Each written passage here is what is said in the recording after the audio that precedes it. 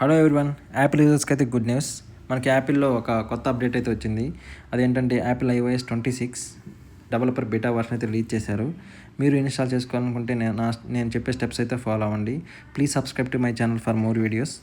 First అయితే మీరు సఫారీలోకి వెళ్ళండి. సఫారీలో న్యూ ట్యాబ్ ఓపెన్ చేసి యాపిల్ డెవలపర్ ప్రోగ్రామ్ అని టైప్ చేయండి.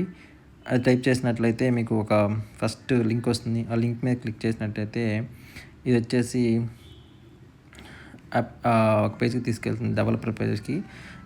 డ్రాప్ డౌన్ క్లిక్ చేసినట్టయితే ఎన్రోల్ అని వస్తుంది. మీరు ఎన్రోల్ చేసినట్టయితే స్టార్ట్ యువర్ ఎన్రోల్ అని క్లిక్ చేయండి. అది క్లిక్ చేసిన తర్వాత మీ ఈమెయిల్ ఐడి, అంటే మీ యాపిల్ ఏదైతే లాగిన్ అయి ఉంటుందో ఆ ఈమెయిల్ ఐడితో లాగిన్ అవ్వాలి. సో ఈమెయిల్ ఐడి టైప్ చేస్తున్నాను నేను. ఈమెయిల్ ఐడి టైప్ చేయండి, మీ యాపిల్ యూజర్ ఐడి.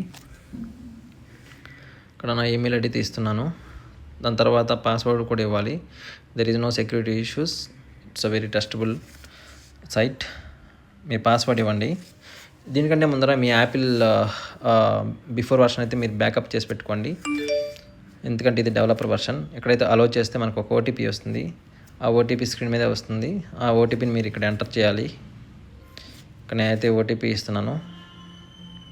ఓటీపీ ఇచ్చాను. ఓటీపీ ఇచ్చిన తర్వాత ట్రస్ట్ అనే ఒక పేజ్ వస్తుంది. మీరు ట్రస్ట్ చేసినట్టయితే యాపిల్ లోగోతో ఒక పేజ్ వస్తుంది. ఇది వచ్చిన తర్వాత మీరైతే సెట్టింగ్స్లోకి వెళ్ళాలి. సెట్టింగ్స్లోకి వెళ్ళిన తర్వాత జనరల్లో సాఫ్ట్వేర్ అప్డేట్కి వెళ్తే బీటా అప్డేట్స్ అని ఉంటుంది.